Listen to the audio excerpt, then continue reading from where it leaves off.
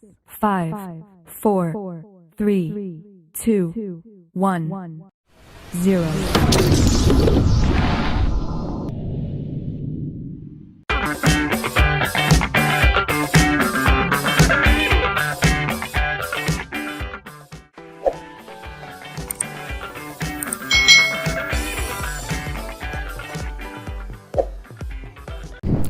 Hai,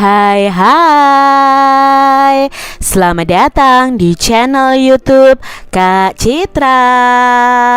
Apa kabar adik-adik semuanya? Kak Citra berharap kalian dalam keadaan yang baik, sehat, dan siap untuk belajar ya. Hari ini kita akan belajar bersama-sama untuk mata pelajaran tematik kelas 5. Kita akan belajar di tema 4 nih, sehat itu penting. Subtema 3, cara memelihara kesehatan organ peredaran darah manusia. Pembelajaran yang kedua. Mari adik-adik yang hebat, kita belajar dengan penuh semangat.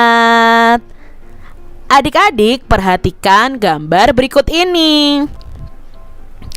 Udin gemar membaca. Udin memiliki banyak buku cerita rakyat. Ada cerita Lutung Kasarung, Bawang Merah dan Bawang Putih, Keong Mas, dan masih banyak lagi cerita rakyat lainnya. Udin jadi mengetahui nih beberapa cerita rakyat dari berbagai daerah. Adik-adik, kalian harus gemar membaca ya. Kalian bisa mencari buku tentang cerita rakyat dari seluruh wilayah Indonesia, karena ceritanya itu sangat beragam dan sangat menarik. Adik-adik yang hebat, sore hari Edo itu bermain ke rumah Udin. Edo melihat banyak buku cerita di rumah Udin. Edo ini bermaksud meminjam satu buku cerita yang berjudul Kancil dan Siput. Udin pun meminjami buku ceritanya kepada Edo. Nah, Edo bergegas pulang setelah Udin meminjaminya buku. Tidak lupa Edo mengucapkan terima kasih dan berpamitan sebelum meninggalkan rumah Udin. Adik-adik yang hebat, sikap baik apakah yang perlu kamu teladani dari diri Udin? Nah, sikap baik apa yang kita perlu teladani dari Udin? Ya, sikap baiknya adalah Udin itu bersedia berbagi dengan cara meminjamkan buku ceritanya kepada Edo. Lalu sikap baik apa pula yang perlu kita teladani dari diri Edo? Nah, sikap baik yang perlu kita teladani dari diri Edo adalah Edo itu meminta izin ketika akan meminjam buku, lalu mengucapkan terima kasih nih saat sudah dipinjami buku, serta berpamitan ketika meninggalkan rumah Udin. Nah, sikap yang baik dari diri Udin dan Edo ini perlu kita contoh dan kita lakukan ya adik-adik. Mengapa kita harus meneladani sikap baik dari Udin dan Edo ini? Nah, salah satu alasan kenapa kita harus meneladani sikap Udin dan Edo, karena mereka berdua itu menjaga kerukunan dan saling menghormati satu sama lain. Jadi kalau kita melakukan itu ya akan rukun ya, tidak akan terjadi perpecahan. Adik-adik perhatikan nih cerita bergambar berikut ini. Nah, ceritanya tentang apa ya? Yuk kita simak bersama-sama. Alkisah diceritakan bahwa Raja Siput mengetahui akan kedatangan makhluk paling cerdik, yaitu si Kancil di perkampungannya. Raja Siput ini mengumpulkan warganya untuk bersiap-siap menghadapi kecerdikan si Kancil ini ya. Lalu saat si Kancil datang, Raja Siput ini menyambutnya. Dengan kepongahan dan kesombongannya, si Kancil ini bercerita tentang kecerdikannya yang berhasil mengelabui harimau dan manusia. Siput yang mendengarkan kesombongan si Kancil merasa geram, ingin sekali segera menguji kecerdikan si Kancil. Setelah mendengarkan cerita kecerdikan si Kancil, Raja Siput menyampaikan maksudnya yang ingin menguji kecerdikan si Kancil dengan menantangnya berlomba lari sampai ke hulu sungai. Sebelumnya, Raja Siput ini sudah memerintahkan bawahannya siap berbaris sepanjang sungai hingga ke hulu. Mereka sepakat bahwa jika kancil yang berencana lari di daratan memanggil siput, maka siput yang ada di depan kancil menjawab seperti itu. Lalu kesepakatan antara Raja Siput dan kancil pun dibuat adik-adik. Mereka sepakat berlomba lari ke hulu sungai. Kancil berlari lewat daratan, Raja Siput lari di lumpur sungai. Tepat pada waktunya datanglah si kancil. Dia menuntut agar perlombaan ini segera dimulai. Raja Siput yang sudah lama bersiap segera beringsut ke pinggir sungai. Sementara itu, beberapa ekor siput yang lain berada di pinggir sungai ingin menyaksikan perlombaan itu. 1, 2, 3. Si kancil memberi komando tanda perlombaan itu sudah dimulai. Dengan sigap kancil melompat, berlari sekencang-kencangnya. Setiap 50 langkah dia berseru, "Di mana engkau siput?" Jawab siput yang berada di depannya. Si kancil semakin mempercepat larinya.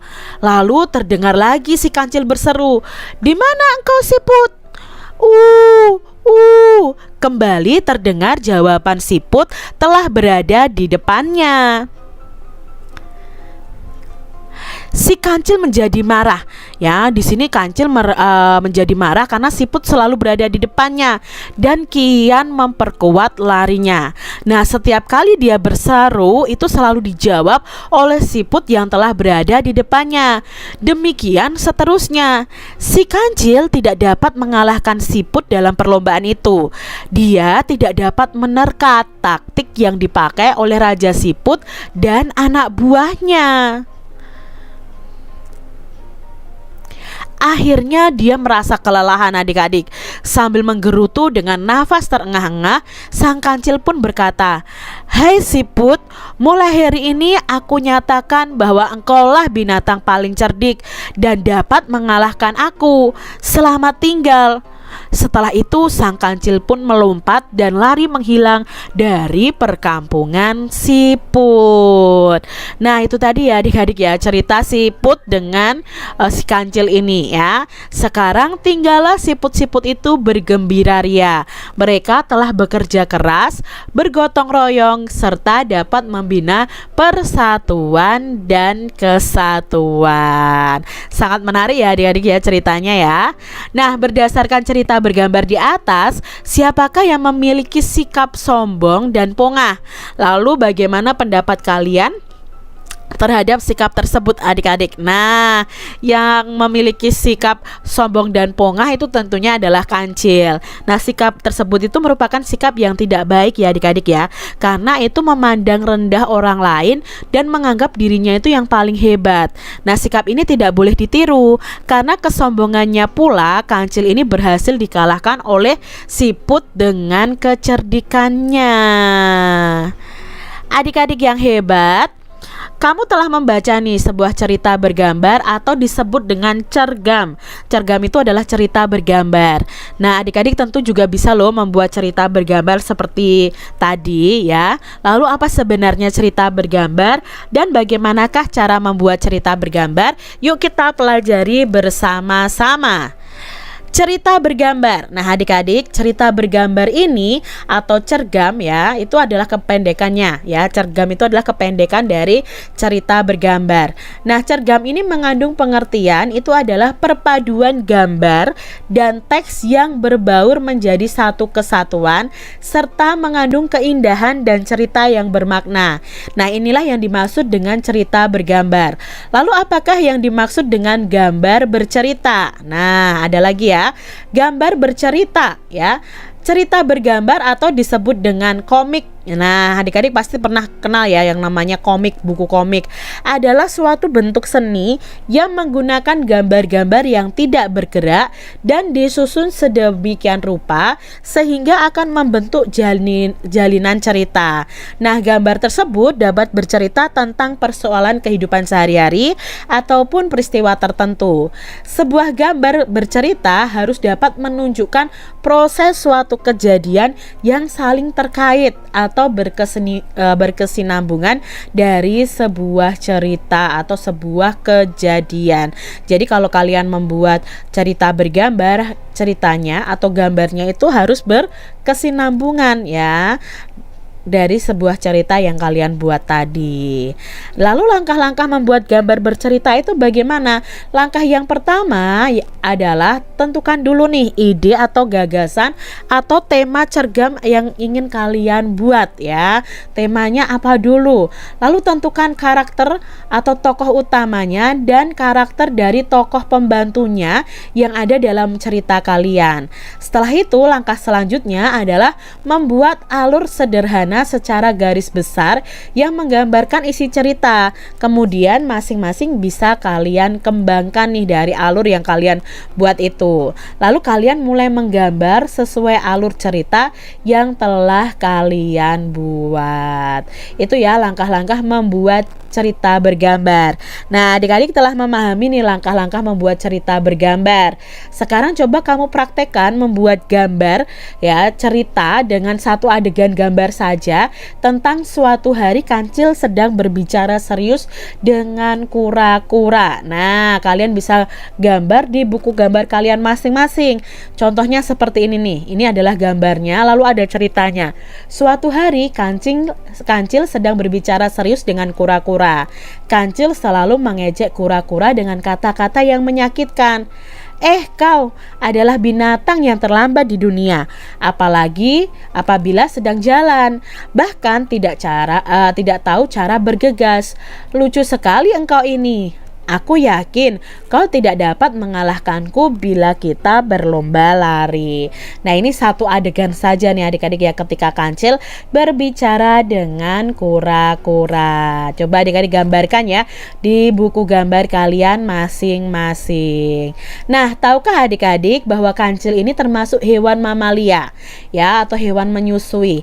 Kancil ini memiliki jantung yang terdiri atas 4 ruangan. Sama seperti manusia, ada 2 atrium dan 2 ventricle atau 2 serambi ya, serambi kanan dan serambi kiri, dan 2 bilik yaitu bilik kanan dan bilik kiri. Nah, jantung mamalia ini telah dilengkapi dengan sekat-sekat yang sempurna serta cabang-cabang dari pembuluh aorta yang lebih banyak. Lalu bagaimanakah peredaran darah pada hewan mamalia seperti Kancil ini? Lalu bagaimana cara memelihara kesehatan pada organ peredaran darah hewan seperti Kancil? Nah, yuk kita cari tahu bersama-sama adik-adik. Organ peredaran darah pada hewan itu berbeda-beda. Mari kita cari informasi nih mengenai organ peredaran darah hewan dan cara memeliharanya. Nah, ini ya contohnya di sini Kak Citra sudah buat. Contohnya ikan. Ikan itu peredaran darahnya, organnya adalah jantung dan pembuluh darah. Nah, gangguan penyakitnya itu ada amoebiasis. Cara memeliharanya adalah dengan cara memberi makanan yang sehat untuk ikan kita supaya tidak terjadi gangguan pada peredaran darahnya. Lalu pada burung. Burung itu memiliki organ peredaran darah jantung dan pembuluh darah seperti manusia juga adik-adik. Lalu gangguannya apa? Ya, gangguannya adalah gangguan jantung pada burung. Nah, cara memeliharanya bagaimana? Ya, rutin menjaga kesehatannya, lalu memberi makanan yang sehat, rajin membersihkan kandangnya, serta memberikan vaksin. Lalu kucing. Nah, kucing ini organ peredaran darahnya adalah jantung dan pembuluh darah. Lalu gangguan pada organ peredaran darahnya itu bisa karena kolesterol ya, karena makan makanan yang berlemak. Caranya memelihara kesehatan organ peredaran darah pada kucing ini bagaimana? Dengan cara memberi vaksin, rajin membersihkan kandangnya, lalu memberi makanan yang sehat pada kucing kita. Nah, contoh berikutnya ada ayam ya. Ayam itu organ peredaran darahnya ada jantung dan pembuluh darah ya. Gangguannya ada asites atau gangguan katup jantung. Nah, cara memeliharanya bagaimana? Dengan membersihkan kandang dan memberi makanan yang sehat. Lalu contoh berikutnya ada kelinci. Nah, kelinci ini organ peredaran darahnya adalah jantung dan pembuluh darah. Lalu gangguan pada organ peredaran darahnya adalah pembesaran dan pelemahan otot jantung. Nah, cara memeliharanya ya sama, memberi vaksin, rajin membersihkan kandang, dan memberi makanan yang sehat untuk hewan kita. Mari adik-adik, kalau kalian memiliki hewan peliharaan, harus kalian jaga kesehatannya. Demikian tadi adik-adik pembahasan kita di tema 4, subtema 3, pembelajaran yang kedua. Semoga video pembelajaran ini bermanfaat ya untuk adik-adik semuanya. Dan sampai jumpa lagi di video pembelajaran Kak Citra selanjutnya. Tuhan memberkati. Jangan lupa tekan tombol subscribe, lalu tekan loncengnya, tekan juga tombol like, lalu share ke media sosial kalian. Jangan lupa untuk ikuti media sosial Kak Citra. Terima kasih.